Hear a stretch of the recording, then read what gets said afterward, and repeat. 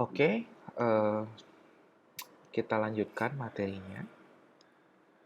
Jadi sebelumnya, pada video pembelajaran sebelumnya, saya sudah membahas terkait dengan bagaimana kalian mendesain ERD, ya, bagaimana membuat eh, proses yang ada di dunia nyata, kemudian kalian gambarkan dalam bentuk ERD. Ya, baik dengan kasus sederhana maupun yang lebih kompleks dengan variannya, ya, varian entitas dan varian relasi. Saya harap adik-adik sekalian bisa memahami proses pembuatan ERD dan juga contoh kasus yang mungkin sudah kalian pecahkan dalam tugas. Selanjutnya, materi hari ini yang akan saya bahas itu adalah konversi ERD ke tabel. Kita mulai, ya. Jadi ERD itu adalah konsep, ya, dalam bentuk konsep. Nah, agar bisa digunakan nantinya di dalam sistem, maka ERD itu harus dikonversi ke dalam tabel. Ya, nah bagaimana caranya? Oke, jadi aturan pertama dari konversi ERD ke dalam tabel yaitu setiap entitas itu otomatis ditransformasikan ke dalam sebuah tabel, atau setiap himpunan entitas itu akan ditransformasikan ke dalam sebuah tabel. Artinya kalau kalian nanti memiliki ERD dan di dalamnya itu ada entitas-entitas yang sudah kalian bentuk, maka otomatis entitas yang sudah kalian bentuk itu akan berubah menjadi tabel. Ya, misalnya ini ada himpunan entitas mahasiswa dengan atribut NIM, nama mahasiswa, dan alamat, maka otomatis entitas ini akan berubah menjadi tabel mahasiswa dengan field yang sama, yaitu NIM, nama mahasiswa, dan alamat. Itu aturan pertamanya. Mudah-mudahan paham ya. Oke, kita masuk ke selanjutnya. Nah, sekarang bagaimana kalian ya, membuat tabel di mana ada link atau ada relasi antar tabel tersebut gitu.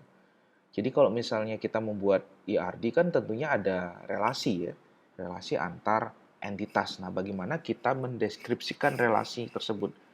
Kalau kita hanya mengkonversi entitasnya saja, maka tidak akan kelihatan relasi antar entitasnya. Nah, oleh karena itu penting kalian pahami bagaimana mengkonversi ERD menjadi tabel dan juga tidak menghilangkan relasinya. Nah, relasi yang digunakan, ya, jadi bagaimana merelasikan antara satu tabel dengan tabel yang lain itu dengan menggunakan yang namanya foreign key. Nah, kita akan bahas satu-satu. Ya, kita akan bahas satu-satu sesuai dengan kardinalitasnya. Jadi ada relasi one to one to many, sama many to many. Kita bahas yang pertama one to one. Nah, kalau kita lihat di sini ada dosen mengepalai program studi. Nah, di dosen mengepalai program studi ini relasinya atau kardinalitasnya adalah one to one. Nah, otomatis tadi aturan pertama bahwa setiap entitas akan otomatis menjadi tabel. Maka entitas dosen dan program studi otomatis akan menjadi tabel. Dosen akan menjadi tabel dosen, entitas prodi akan menjadi tabel prodi. Ya, atribut-atributnya akan jadi field dalam tabel. Jadi ada kode dosen, ada nama dosen. Kalau di program studi ada kode dosen, ada kode program studi, ada nama program studi. Oke, nah sekarang bagaimana mengkoneksikan antara dosen dan program studi? Ya, maka untuk mengkoneksikan antara dosen dan program studi, maka harus menggunakan salah satu primary key, ya, itu ditempatkan di tabel lain.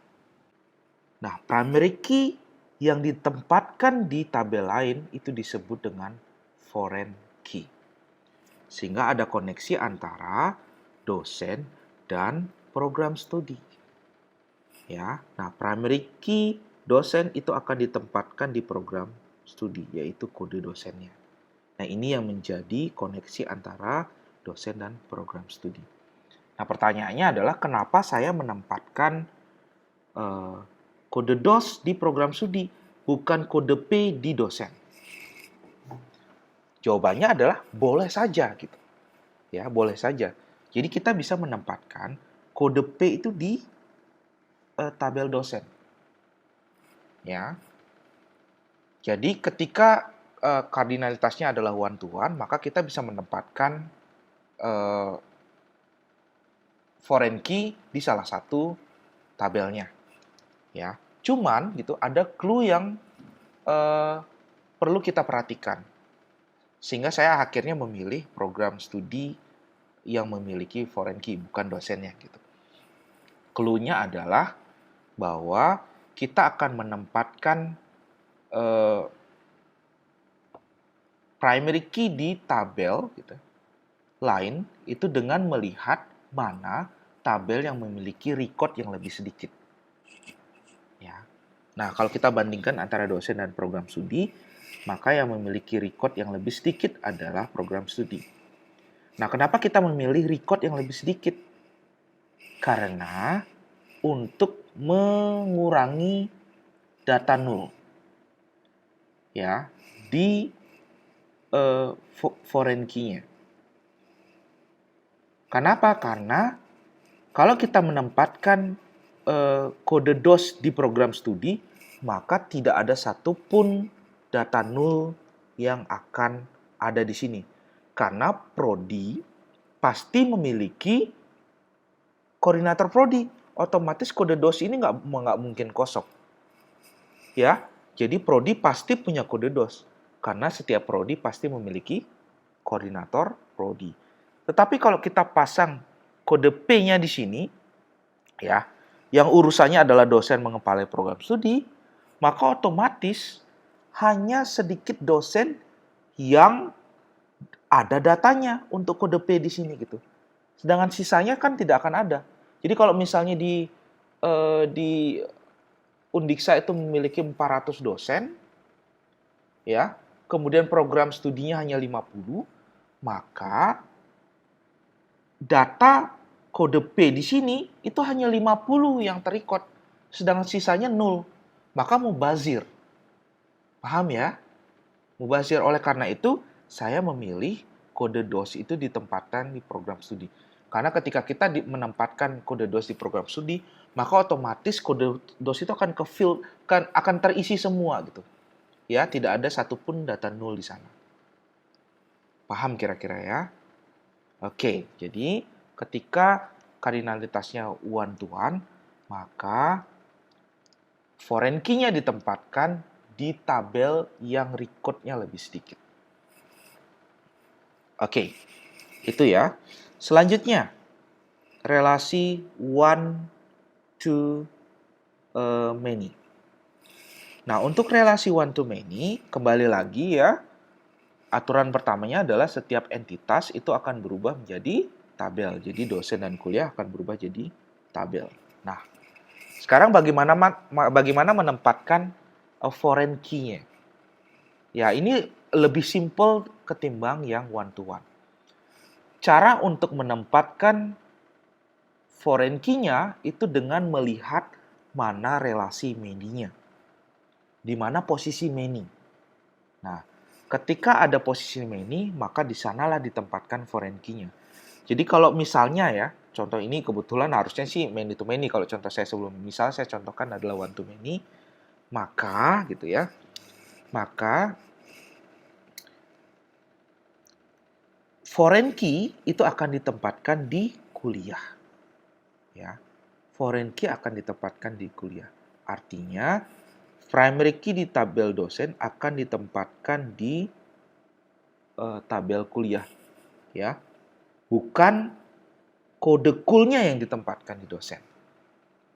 Paham ya? Jadi ini lebih simpel. Jadi kita tinggal lihat mana yang many, maka otomatis di sana posisi foreign key-nya.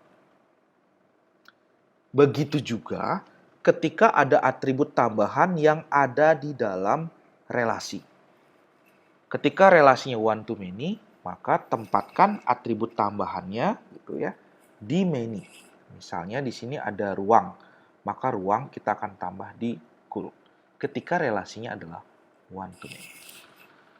Mudah-mudahan paham ya. Kalau one to one seperti apa? Tadi saya katakan bebas. Tapi sebaiknya ikuti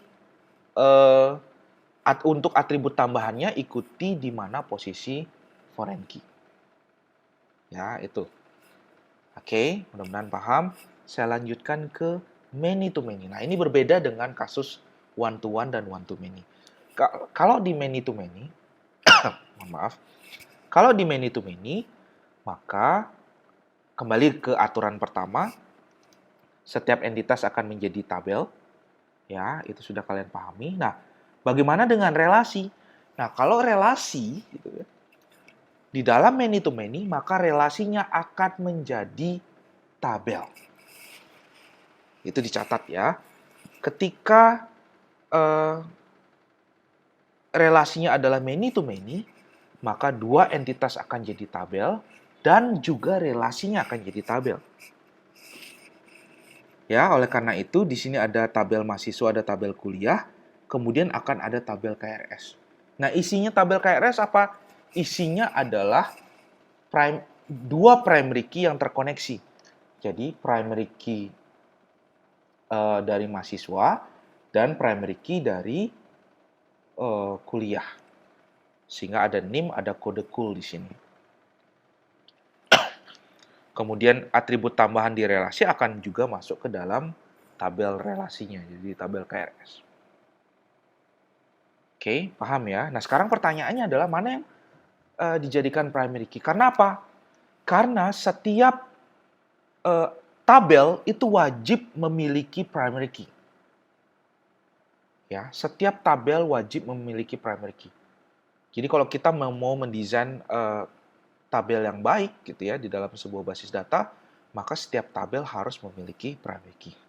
Nah, sekarang kalau di sini primary key-nya adalah NIM, di sini primary key-nya adalah cool, pertanyaannya adalah di KRS primary key-nya yang mana? Apakah NIM atau kode cool?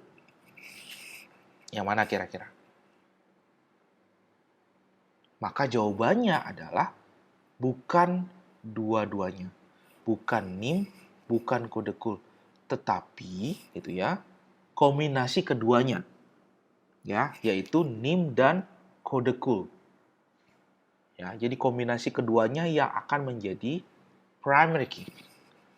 Itu disebut dengan composite key. Mungkin masih ingat ya di IRD pertama. Jadi ada istilahnya atribut composite.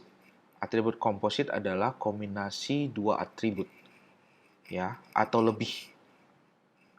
Ya, nah di sini kita bisa menggunakan NIM dan kode cool karena kalau kalian memilih salah satu pasti ada yang berulang. Ya. Misalnya mahasiswa bisa mengambil lebih dari satu mata kuliah, ya, maka otomatis ada NIM yang ganda. Kode mata kuliah gitu ya. Juga bisa diambil lebih dari satu mahasiswa, maka kode cool juga bisa redundant di sini. Ya, bukan redundant istilahnya, tetapi bisa lebih dari satu otomatis. Kalian tidak bisa menggunakan salah satunya, tapi kalian harus menggunakan kombinasi keduanya. Nah, namun tidak disarankan ketika kalian nanti mendesain basis data membuat primary key dari dua atau lebih atribut. Disarankan memilih hanya satu atribut. Nah, oleh karena itu bagaimana caranya untuk menentukan primary key di sini? Maka kalian bisa tambahkan satu field di depannya, misalnya namanya adalah ID KRS. Jadi itu akan menjadi primary key-nya. Mudah-mudahan paham ya. Oke, kita lanjutkan. Selanjutnya itu adalah ketika kita melihat varian dari entitas. Ya. Nah, dari varian entitas, ya ini contoh sebelumnya ada mahasiswa memiliki orang tua, mahasiswa senang hobi gitu ya. Maka otomatis ya ketika relasinya seperti ini, Ya, sama halnya dengan membuat tabel untuk entitas yang biasa gitu ya. Weak entity sama strong entity konsepnya sama. Ya, jadi apapun yang ada di sini ya, apapun yang ada di sini dan apapun yang ada di sini di orang tua, mahasiswa dan hobi, maka otomatis akan dibuatkan tabelnya gitu. That's it. Ya. Oke. Ya, sesimpel itu kira-kira. Nah, weak entity gitu ya. Weak entity biasanya sih tidak memerlukan primary key biasanya ya. Tetapi alangkah baiknya kita tetap menggunakan aturan bahwa setiap tabel memiliki primary key. Oleh karena itu biasanya kalau bentuknya adalah weak entity, maka kita bisa tambahkan satu ID di depannya dan kemudian ID itu adalah ID auto increment. Jadi tinggal nambah saja ya secara otomatis. Jadi di dalam basis data kita bisa menambahkan sebuah ID yang di set auto increment ya, tipe datanya integer. Jadi nanti otomatis ketika kita menginputkan nama orang tua, alamat orang tua dan NIM, otomatis ID-nya akan nambah sendiri. Jadi kita nggak perlu nginputin ID-nya. Begitu juga di hobi. Ya, jadi itu. Selanjutnya adalah implementasi spesialisasi. Konsepnya juga sama ya. Jadi kalau implementasi spesialisasi tinggal kalian ubah ya entitas-entitas ini gitu ya menjadi tabel. Ya, di mana gitu ya untuk dosen tetap dan dosen tidak tetap foreign key-nya adalah primary key di dosen. Kalau di sini ada kode DOS sebagai primary key, maka di dosen tetap ada kode DOS, di dosen tidak tetap juga ada kode DOS gitu. That's it. Selanjutnya adalah generalisasi. Nah, kalau generalisasi yang dilihat itu adalah mahasiswanya gitu ya. Yang dilihat mahasiswanya, jadi ini bisa digabungkan kemudian jadi satu.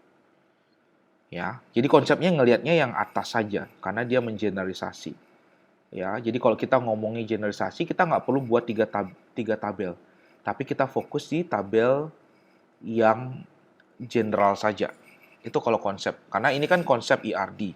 Jadi kalau konsep ERD-nya kita menyebutnya dia adalah generalisasi, maka ketika kita mengkonversinya ke dalam tabel, maka tabel yang dibuat hanya tabel mahasiswa saja. That's it. Selanjutnya adalah unary relation. Nah, kita bisa lihat di sana ada dua contoh unary relation. Satunya adalah one to many. Kasus one to many atau one to one sama aja konsepnya nanti, sama many to many. Nah, kalau dalam unary relation yang one to many, maka otomatis pertama entitas dosen akan jadi tabel dosen. Nah, relasinya itu akan menjadi field di dalam tabel dosen itu sendiri. Ya. Jadi kan dia connect dari dosen ke dosen lagi. Maka primary key-nya itu adalah dosen, primary key-nya itu adalah kode dosen, foreign key-nya juga kode dosen. Jadi kode dosen dan kode dosen. Namun ketika kalian memiliki tabel, tidak boleh ada tabel yang nama field-nya sama. Ya, oleh karena itu, primary key-nya tetap namanya kode DOS, tetapi foreign key-nya berubah jadi kode DOS pen. Ini hanya untuk membedakan. Tapi kontennya ya sama. Jadi kalau misalnya di sini ada kodenya adalah 01, maka kode DOS pen-nya juga kalau misalnya yang pendampingnya adalah 01, maka kalian tinggal sebut 01 di sini gitu. Ya. Jadi kalian tidak perlu menambahkan tabel baru. Cukup satu tabel tetapi kalian tambahkan foreign key-nya yaitu primary key tabel tersebut tetapi namanya diubah. Itu kalau one to many. Sedangkan many to many maka satu tabel terbentuk dari entitas, kemudian relasinya akan menjadi tabel juga gitu. Ya, konsepnya sama kayak tadi many to many ya. Jadi relasi akan menjadi tabel. Sehingga otomatis akan ada dua tabel. tabel kuliah, dan tabel prasyarat. Nah, apa yang ada di tabel kuliah? Tabel kuliah isinya itu adalah field-field yang ada di tabel kuliah. Kemudian di prasyarat isinya apa? Isinya itu adalah kode cool sebagai primary key-nya kode cool tadi, dengan kode cool satu lagi yaitu sebagai prasyaratnya. Tetapi tadi yang saya katakan bahwa dalam satu tabel tidak boleh ada dua field yang sama. Oleh karena itu ini menjadi tambahan kode cool syarat, sehingga ada kode cool dan kode cool syarat. Mana yang jadikan primary key? Harus kombinasi keduanya atau kalian tambahkan satu field ID prasyarat di sini sebagai primary key. Mudah-mudahan paham ya untuk unary relation untuk kasus one to many dan many to many. Selanjutnya adalah untuk kasus n-ary. Ya, n-ary relation. Kalau kalian lihat di sini n-ary relation, saya tidak menggambarkan ini ya karena tabel untuk entitas ya, karena otomatis kalian sudah paham bahwa setiap entitas akan jadi tabel. Nah, yang ingin saya fokuskan adalah di sini nih. Ya, di relasi mengajar. Jadi ketika dia n-ary, maka relasi akan menjadi tabel juga. Ya, sama kayak many to many tadi. Jadi akan berubah jadi tabel. Otomatis ada tabel pengajaran. Nah, isinya apa? Isinya itu adalah kombinasi dari primary key nih. Jadi akan ada foreign key dari kode cool, foreign key-nya dari nomor dosen, dan foreign key dari kode ruangan. Sehingga ini primary key di tabel, di tiga tabel ini. Ya, kemudian ada tambahan waktu, kebetulan ada atribut tambahan waktu di sini, maka kalian tambahkan waktu. Kemudian kalian tambahkan ID sebagai primary key. ID-nya bisa kalian namakan beda-beda ya. Ya, saya buat simple aja namanya ID gitu misalnya di sini. Ya, sehingga ada ID, ada kode cool, ada nomor dosen, ada kode ruangan, dan ada waktu. That's it, n-ary relation. Selanjutnya adalah agregasi. Nah, ini juga penting ya, agregasi.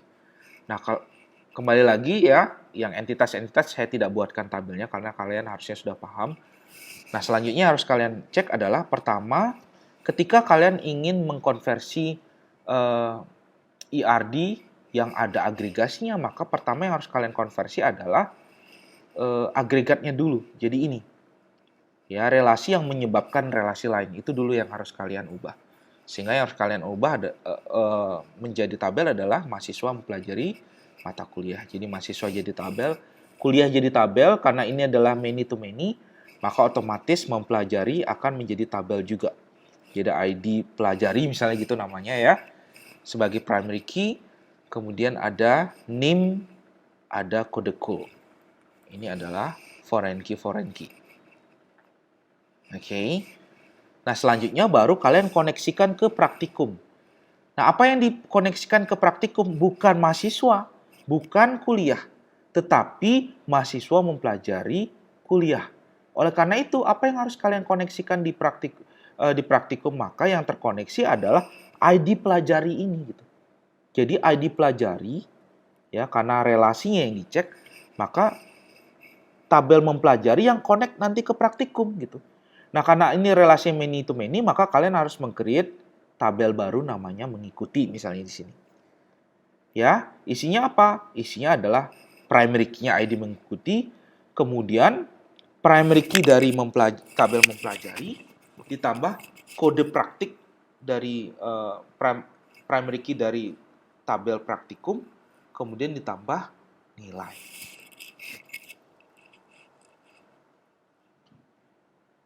Mudah-mudahan paham sampai di sini ya. Jadi kalau ada relasi agregasi, maka yang harus kalian lakukan adalah eksekusi dulu yang menyebabkan relasi tersebut, setelah itu baru dilanjutkan.